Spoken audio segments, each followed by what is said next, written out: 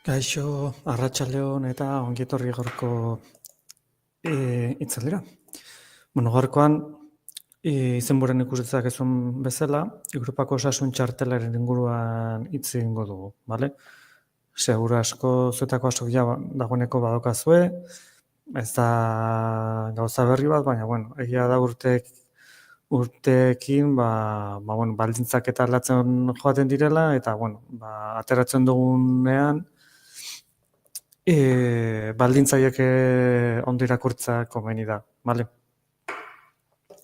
Bati bezala zalatzaren bat hori makozue, komentarioen etala daukazue zalantzak planteatzeko eta zalantzoek argitzen saiatuko naiz, bale? Ahal izan ezkero behintzat. Gaurko itzalearekin hasiko gara orduan. Atzerrira bidaiatzea, abentura zirraragarria izan daiteke, baina ez dira ahaztu behar zenbait alderdi, hala nola gaixotasun edo istripu kasuetarako osasun laguntzaren estaldura. Europan zehar, modu seguran bidaiatzeko, gomendagarria da Europako Osasun Txartela, EOT, poltsikoan eramate. Azkenean hau zer da, hemen Osakidetzak, Espainia barruan ez, autonomiakoitzak bere osasun zerbitza dauka, eta bakoitzak bere osasun txartela dauka. Baina hori bakarrik bere autonomian balio du, bere autonomiatik kanpo. Osasun txartel horre, identifikazio sistema ezela besterik ez du balio, eta punto, bale?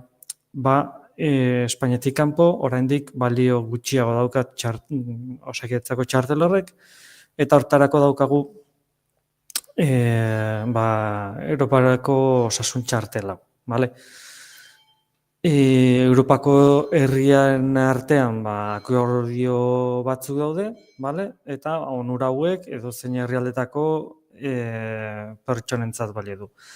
Hemen ere, kontu zibili behar da, Europako kontinentearen herrialde guztiak ez daude akordio honen barne, beraz, hasieran esan dudan bezala, baldintzak ondo irakurri, bale? Orduan, Europako Osasun Txartela, dokumentu pertsonala eta besterezina da. Doakoa eta Islandian, Liechtenstein, Norbaian eta Erresuma Batuan, Suitzan edo Europar Batasuneko herrialderen batean osasun arreta medikoa jasotzeko eskubidea egiaztatzen du, bale? Honek zer esan nahi du? Txartel honekin Europako osasun zerbitzu publikoetan, bale, hau argi eduki behar da, zerbitzu publikoetan, ez zerbitzu pribatutan, onartu egin beharra daukate, bale? Ez dut gehiago aurreratu nahi, baina, Europako osasun txartel bada, bale? Horrekin geratuko gara oraingoz. Ze osasun zerbitzu estaltzen ditu? Horregatik hemen, esan duan bezala, baldintzak eta aldatzen joaten dira, eta baldintza hauek ondo irakurtzea komeni da, txartela berritzen edo eskatzen dugunean, bale? Osasun laguntza jaso ahal izango du, herrialde horretako beste egoiliar bat bagina bezala, bale? Eta osasun arazoengatik gure egonaldian sortutako gastu medikoak baino ez ditu estaltzen. Horrek zer esan nahi du? Guk Frantziara baldin bagoaz eta Frantzian zer gertatzen baldin bazaigu, frantsesei osasun zerbitzu publikoetan eskaintzen dieten zerbitzu berdina eskaini behar digute, bale? Eta honek zer esan nahi du? Frantsesek diru bat, kopago bat esan bazakegu, baldin badaukate, guk ere ordaindu beharra daukagu. Hau da, ez ditu gastu guztiak kubritzen, baizik eta herrialde horretan bertako herritarrei kubritzen den zerbitzu berdina. Ez gehiago, ez gutxiago, bale? Beraz, hemen herrialde bakoitzak bere zerbitzu publikoa dauka, bere ezaugarriekin, danak ez dira berdinak, eta hori ere kontuan izan beharra daukagu, bale? Eta bigarren puntuan lehen ere irakurri dizuedana, gastu medikoak baino osasun arazoengatik gure egonaldian sortutako gastu medikoen baino ez ditu estaltzen. Horrek zen esan edu, zuk zure herrialdetik gaixotasun batekin baldin bazoaz beste herrialde batera, jakinda arazo osasuneko arazo hori baldin badaukazula, hori zerbitzu hori zerbitzuak ez du kubritzen, ez du estaltzen arazorrek. Zergatik, osasun arazo bat badaukazulako eta arazo hori konpontzeko beste herrialde batera joan zarelako. Jakinda arazo hori badaukazula. Osasun turismoa edo ere deitu dezaiokegu guzti honi.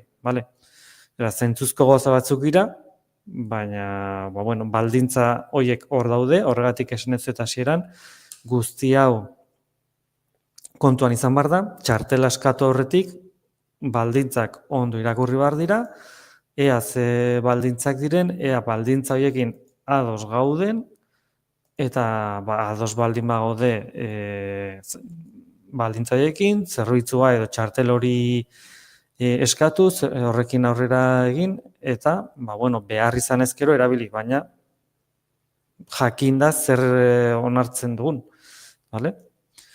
Garai batean beste baldintza batzuk zeuden, beste garai batzutan duela urte xente, nik gogoratzen dut, zegoela diru kopuru bat, eta diru kopuru hori gainditzen baldin bazen, zuzenean zuk ordaindu barra daukazu hortik gora, eta ez dago berdina, ez dakit, oina bihurritzea, edo bertan ebakuntza bat egin behar izutela, eta ingresatu eta gehatu behar izatea. Kostu aldetik, alde handia dago, eta bigarrengo kasuan, ebakuntzaren kasuan, gastuak oso altuak baldin bat ziren, kasu horretan diru kopuru mugatu bat zegoen, eta hortik aurrera zuk ordaindu beharra zenukan. Baina, gaur egun baldintzak beste batzuk dira, eta baldintzak irakurri, mesedez. Noiz ez da baliozkoa, ez da bidaia seguruaren alternatiba bat. Hau da, bidaiatzeko seguruak beste baldintza batzu daukate, eta beste estaldura bat daukate, eta osasun txartela ez du bidaiatzeko seguru baten estaldura. Ez dauka estaldura hori, hori ere argi auki behar da. Ez ditu gastuak estaltzen tratamentu medikoa jasotzeko bidaiatzen badu. Hau lehen aipatu dana da. Bidaia bat egiten zaudela zer gertatzen baldin bazaizu, orduan estaldurari badaukazu. Baina zure etxetik gaixotasun batekin ateratzen baldin bazara, eta bidaian zer gertatzen, zure bidaiaren helburua gaixotasun hori konpontzea nolabait baldin bada, tratamentua jasotzea baldin bada beste herrialde batean, kasu horretan hori ez dago estalduta. Ez du doako zerbitzurik bermatzen, hau ere lehen esan izuet. Bermatzen duena da, bertako herritarrei bermatzen zaiena. Eta herrialde bakoitzak, bere osasun zerbitzu publiko horrek, bermatzen duena izango dugu guk. Besterik ez. Beraz, beste herrialde batzutan zerbitzu batzuk ordaindu barra daukate, zati txiki bat baldin bada ere, eta guri bertan arreta eman behar baldin badegute, bertako herritarrei eskaintzen zaien zerbitzu berdina izango da. Beraz, gure kasuan ere, beraiek ordaindu beharra baldin daukate, guk ere ordaindu behar izango dugu. Berdin dio zure herrialdean, kasu honetan Espainian, daukazu zerbitzua. Hemen ez da ezer ordaintzen, medikamentuak kasu horretan bai, baina tratamentuetan, zerbitzu publikoetan, dana nolabait doakoa da. Eta beste herrialde batzutan, dena ez dauzka zaugarri berdina, beraz, gauzeek kontuan izan. Horregatik, lehen esan du, ez da bidaia seguru baten alternatiba bat. Bidaieko seguru bat estaldura batzuk dauzka, eta beste honek beste estaldura batzuk dauzka. Ez da baliozkoa egoitza beste estatukide bateko lurraldera eramaten badugu. Horrek zen esan nahi du. Naiz eta nik pasaportean Espainiako herritarra naizela esaten baldin badu, nik beste herrialde batera joaten baldin banaiz bizitzera, adibidez Mexikora, ni ez nago Europa mailan eta ezin dut Europako txartel hori eskatu gero Europan bidaiatu ahal izateko. Zergatik, nire bizitzeko goitz hori ez dagolako Espainia barruan, bale? Beraz, baldintzak ondo irakurri, bale? Zentzuzko gozak dira berriro diot. Baina kontuan izan, ez du edozein herrialdetan estaldura, ez du edozein zerbitzu publiko estaltzen, bakarrik zerbitzu publikoetan ez pribatuak. Nork eska ezake Europako osasun txartela? Osasun laguntzarako eskubidearen titularra, baita onuradunei eskatu behar zaienean ere. Azkenean bakoitzak bere nolabait DNI-a edo bere datu publikoak gainean eukita, eskatu dezake. Baina hemen ere, beti diot, baldintzak ondo irakurri. Pertsona guztien kasua ez da berdina, norbaitek gaixotasun kroniko bat baldin baduka, hori badaki eta beste herrialde batera baldin badoa, kasu horretan ere, ezin du eskatu, zer bere kasua berezia da, eta eskatu aurretik gauzak adostu behar dira, zein herrialdetara zen, ze tratamendu mota daukazun, eta ea hori estaltzen den edo ez, zeren beti ez da estaltzen zerbitzu hori, beraz, baldintzak ondo irakurri, kasu guztiak ez dira berdinak, eta danak ez dauzkagu nolabait estaldura berdinak, nolabait, Europako osasun txartela eskatu edo berritzeko nola egin dezakegu? Gizarte segurantzaren egoitza elektronikoan adibidez, ziurtagiri digitalarekin edo gabe.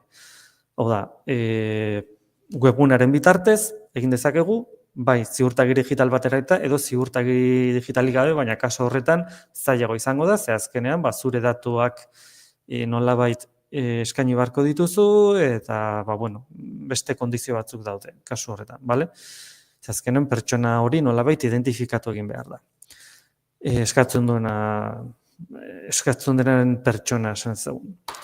Zure gizarte segurantzaren atarian, gizarte segurantzako arreta eta informazio zentroan, gizarte segurantzako bulegoetan, eta hemen arazo izaten da bulegoetan jotzen baduzue, kaso horretan badakizue hitzordua eskatzera, ez da erraza izaten, epe laburrean lortzea oraindik zailagoa, ezinezkoa ez baldin bada, behintzat, beraz, nire gomendio izango litzateke webgunaren bitartez eskatzea, ziurtagiri bat erabilita adibidez identifikatzeko, niretzako sistemarik sinplena edo erretxena izango litzateke eskara egiteko, online eskatzeko urratsak zeintzuk izango litzateke, gizarte segurantzako egoitza elektronen sartu, eta bertan inprimeka bete, eskaera bidali, eskaera egin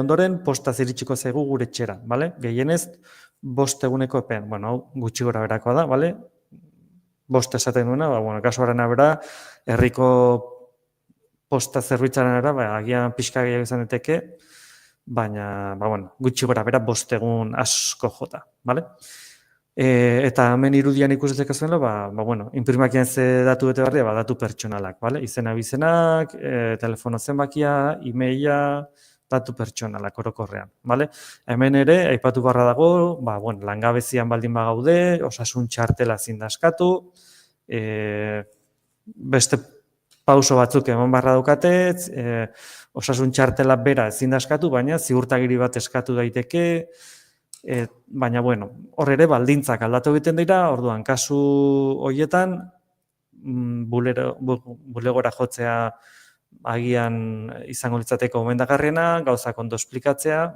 zer kasu horretan baldintzak aldatu egiten dira, Behinpeinezko ordezko ziurtagira, txartela ez dut aipatu, baina txartela behin aterata, ez da betirako txartel bat, Okerrez banago, 2 urtetarako iraupena dauka txartel honek, epe hori amaitutakoan, berritu egin dezakegu, ez arazorik gabe, eta ziurtagiaren kasuan 90 eguneko epea dauka, urte baten barruan, ziurtagiaren kasuan,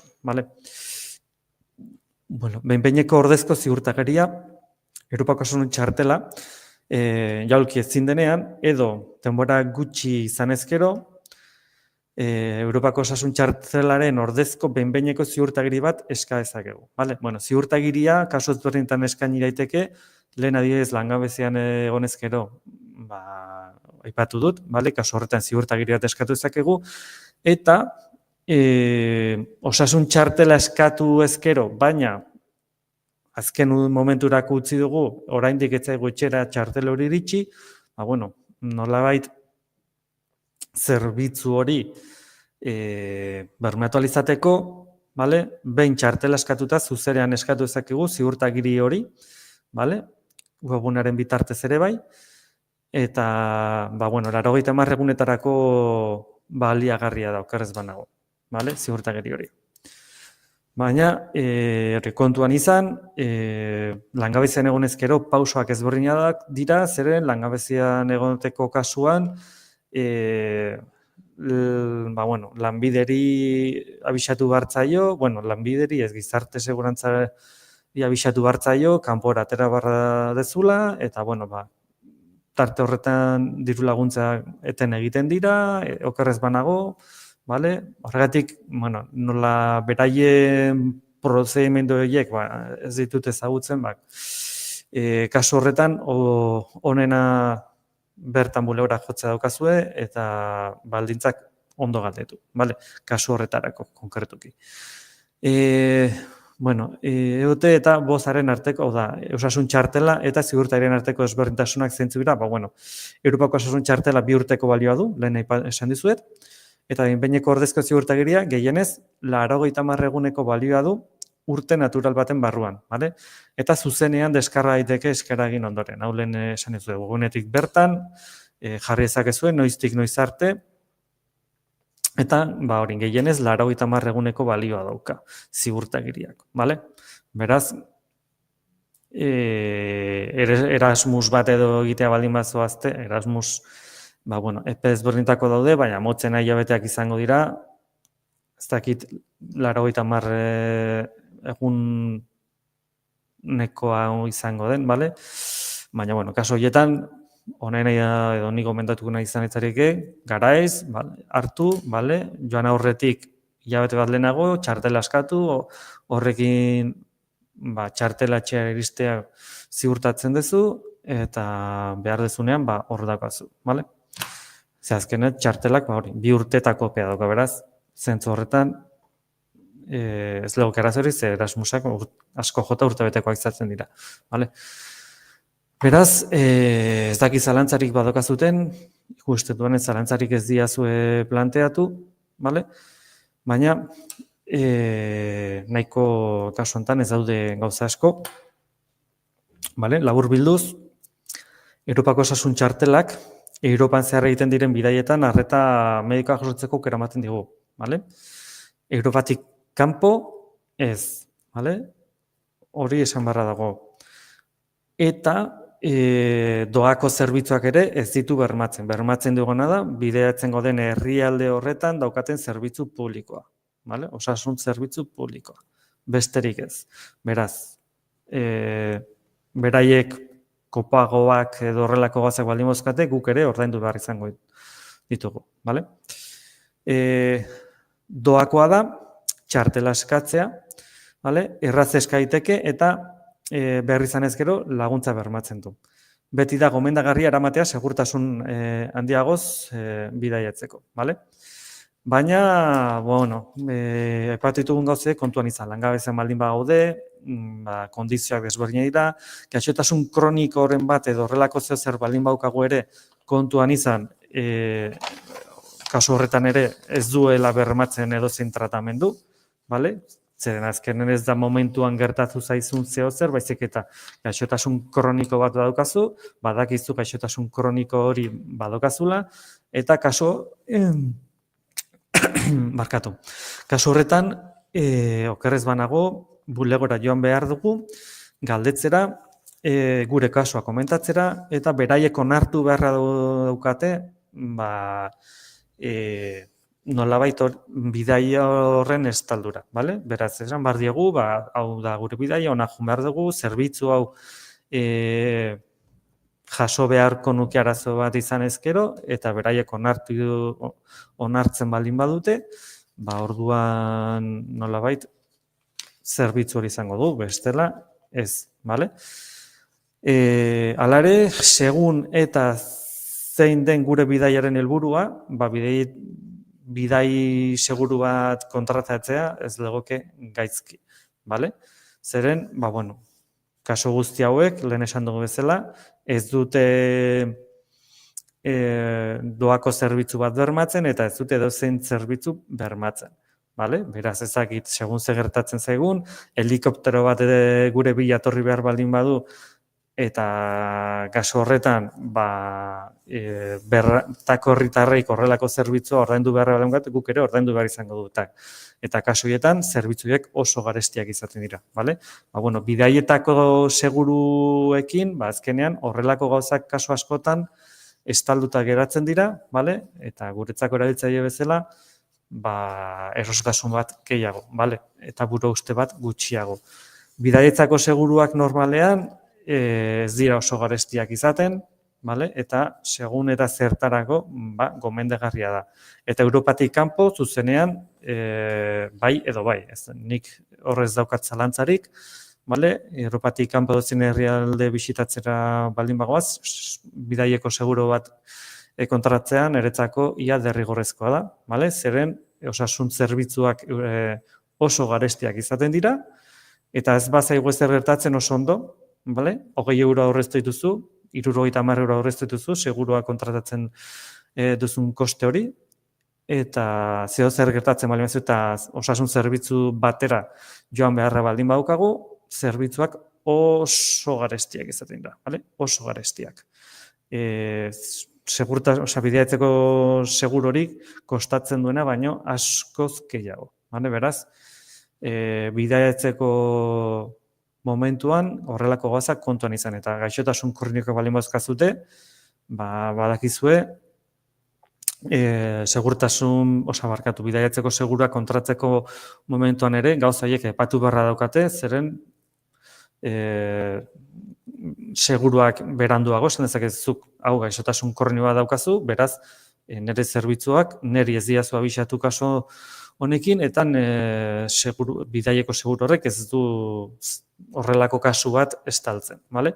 Beraz, horrelako kasuak beti nolabait zerbitzu eskaintzen zuen horrekin tratatu behar dira. Europako osasun txartelarekin lehen egun bulegoara joan beharko nuke, Seguridad Sozialeko bulegoietara joan ginateke, galdetzera, gaixotasun kronikoren bat edo horrelako kasu beretzi bat izan ezkero. Zalantzarik ez baukazue, menutziko dugu gaurkoz, mila esker gaurkoan hemen gurekin egotakik, eta hurrengora arte. Agur!